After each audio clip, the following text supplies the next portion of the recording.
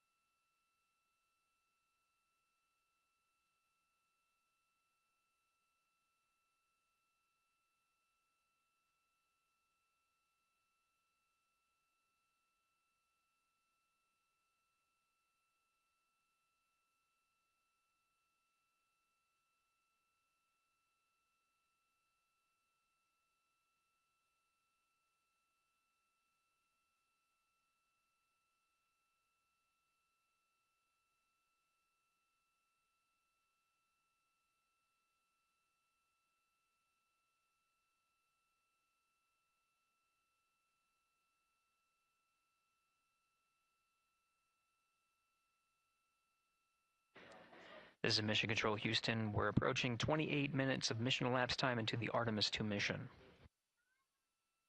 At this point, we've had a successful liftoff from the pad at 5:35 p.m. and 12 seconds p.m. Central Time, 6:35 and 12 seconds p.m. Eastern Time. We've had a good main engine cutoff, core stage separation, and a good trajectory to begin today's mission.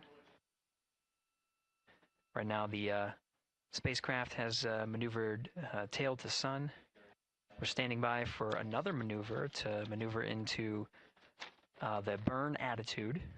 This is where the RL-10 engine of the ICPS is pointed in the correct orientation for the perigee raise maneuver. We did hear confirmation that the perigee raise maneuver time of ignition has been confirmed per the pad, which means it was the predicted time prior to liftoff. Integrity for GNC, we're taking channel 1 to unfiltered and to BFS. Okay, Stan, we're watching. Go ahead.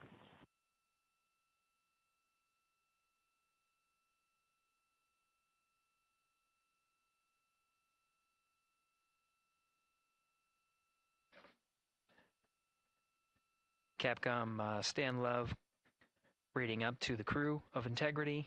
They will switch the navigation source from channel 1, standing by for confirmation that that switch has occurred.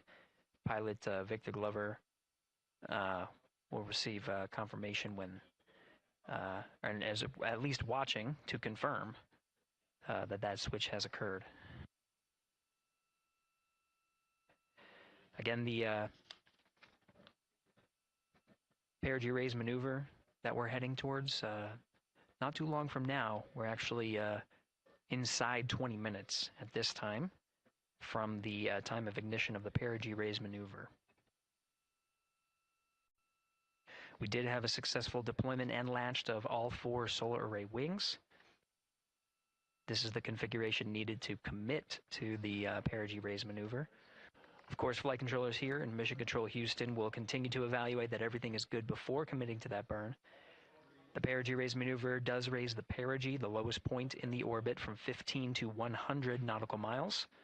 The 100 nautical mile mark is needed to continue in low Earth orbit and hit the target for the apogee raise burn. That will put them in a high Earth orbit for the remainder of the day and set them up for the right position to execute the translunar injection and head to the moon tomorrow. The burn duration of the perigee raise maneuver is 26 seconds. It's a relatively short burn, but it does raise the perigee and do the job to get into the correct position before firing that main engine on the ICPS. The pad had a teacher's handover. This is the tracking and data relay satellites. East to west, they are geosynchronous satellites that are positioned around the globe. And as Orion makes its way around the Earth right now, above the west coast of Africa, at an altitude of about 923 statute miles, and counting.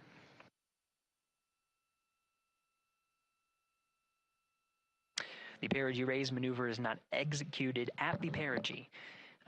It is rather executed on the, actually closer to the apogee.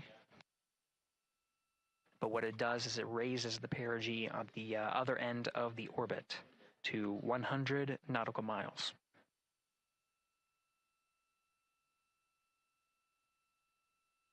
The 26-second duration burn does not conflict with the time that they've reported of the tracking and data relay satellite handover from Tejas east to west. Again, geosynchronous satellites that are used not only by Integrity today, but the International Space Station as well.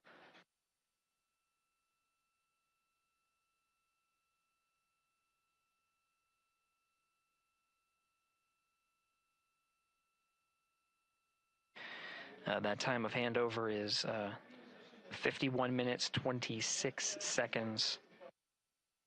Plenty of margin before the perigee raise maneuver cutoff happens, and the trajectory is analyzed to see whether it was a good burn. A good burn means that the burn was performed as expected and sets the trajectory on course for that 100 nautical mile perigee target mark.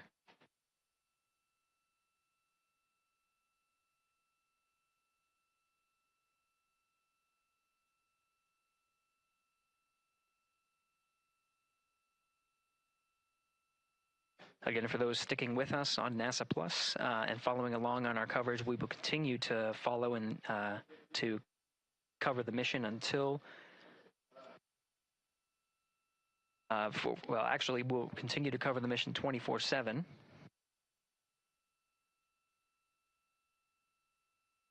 But we'll wrap up our coverage here shortly. And now that solar array wing deployment has occurred on NASA Plus and Amazon Prime. Again, we will continue coverage 24/7 at the NASA YouTube channel. For those that want to see all of the upcoming milestones, there are select times where we will be coming back to NASA Plus and other streaming platforms. You can go to nasa.gov to find the latest on when to find those activities. Given that this is an operational mission, we do want to make sure that we are maintaining transparency in the mission and providing you all the information on what's happening in space as Reed Wiseman, Victor Glover, Christina Cook, and Jeremy Hansen head on their mission around the moon.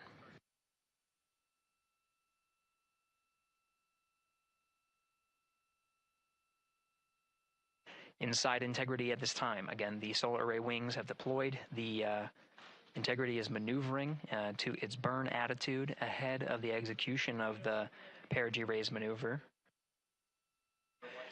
Overseeing these steps is primarily done by Commander Reed Wiseman and pilot Victor Glover.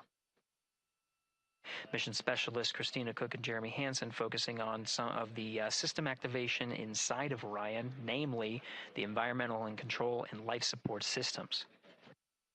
The activation and checkout of some of these critical systems are very important to continuing on the mission, making sure that those systems are in a good condition and in a reliable condition to provide the necessary environmental and control needs of the crew with humans on board through the duration of the mission that extends 10 flight days.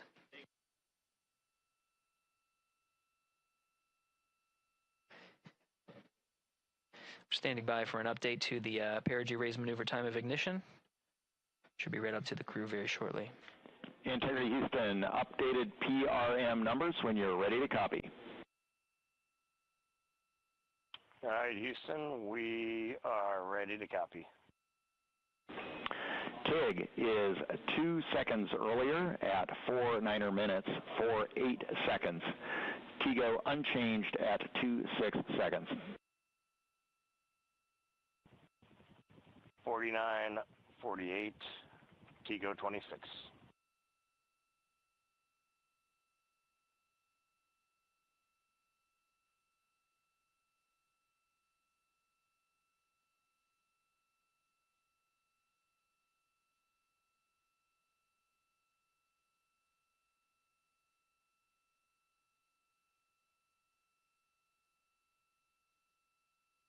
This is Mission Control Houston. With that update, we are approaching a little more than 13 minutes from the time of ignition of the perigee raise maneuver. That time updated to be 2 seconds earlier was 49 minutes, 50 seconds of mission elapsed time. We'll now move to 49 minutes, 48 seconds. The duration of the burn, that's what was referred to as the TGO, will still remain at 26 seconds. Relatively short duration burn, again, just raises the perigee of the orbit today.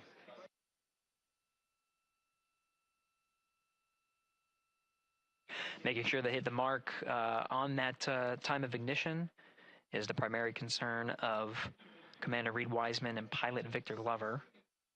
Mission Specialist Christina Cook and Jeremy Hansen inside activating those environmental control and life support systems.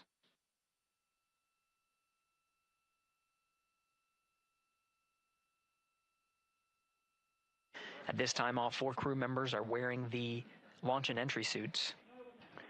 Integrity Houston, for Optimus on the PCD, we have time update instructions when you're ready.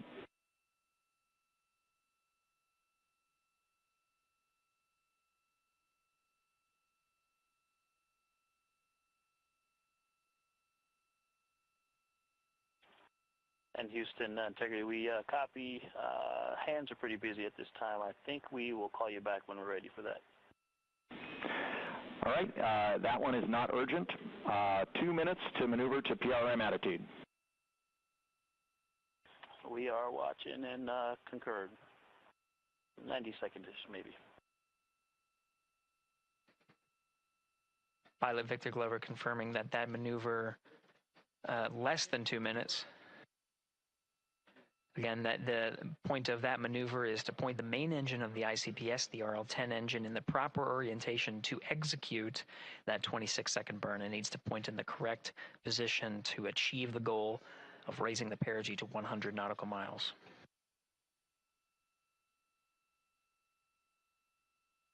You heard some of the environmental control system activations over Orion to Earth. Jeremy Hansen activated the O2 sensors. They'll be measuring the cabin of Orion.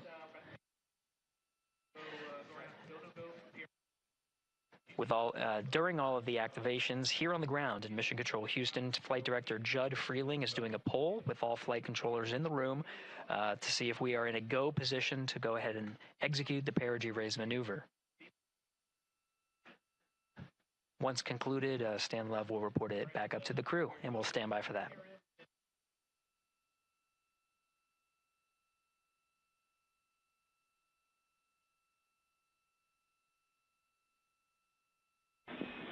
Integrity Houston, MCC polls go for PRM pending attitude and saws. Okay, we copy. MCC is go. Maneuver starting.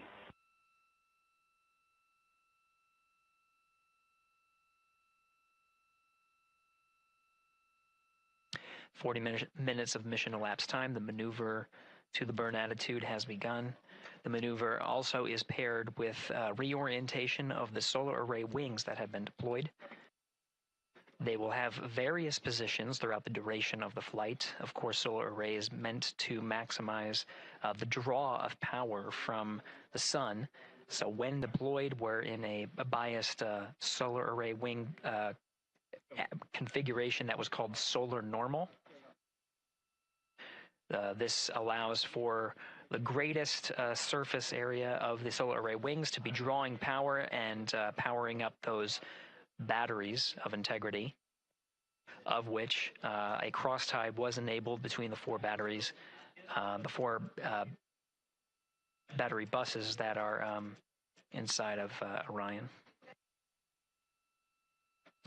However, for the perigee raise maneuver, the solar array wings will be put into a position to take on the loads imparted by the ICPS main engine when they execute the 26-second burn. You can see in the animation here, the solar array wings are in motion, and the attitude is being reconfigured to point the engine in the correct direction, those solar array wings being pointed forward.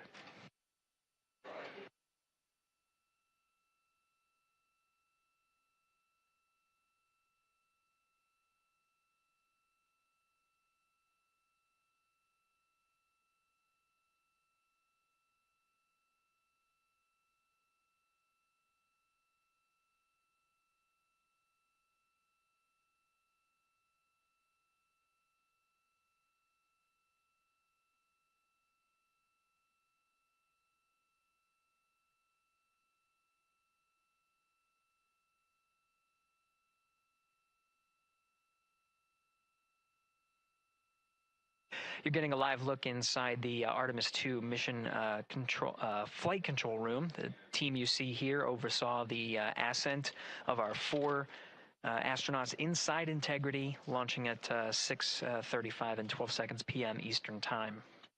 Now again, this room will be occupied 24 hours a day, 7 days a week, with flight controllers shifting on 3 shifts to oversee 24/7 operations of Artemis II while in flight.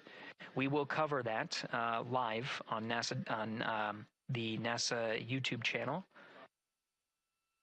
and we'll be covering that around the clock as we begin to wrap up our coverage here on NASA Plus. Before I do want to send it over to our colleagues at the Kennedy Space Center. And to my colleagues, it was a pleasure to join the teams at the Kennedy Space Center and be a part of such a historic launch. Here in Houston, again, we're turning our attention to the mission. And for now, we'll say farewell and thank you to our colleagues there for today's launch coverage. We'll see you again soon for Splashdown. This is Mission Control Houston, sending it back over to Megan and Nicole at the host desk. Thank you, Gary. And yes, it was such a pleasure to be a part of this historic mission that started right here at Kennedy Space Center. It was such an amazing sight to be a part of.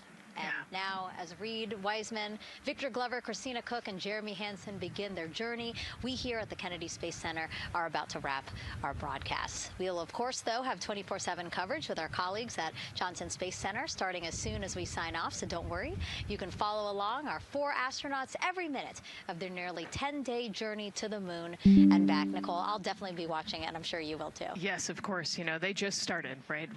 The launch was beautiful. This was a historic day. They're on their way back to the moon for the first time in over.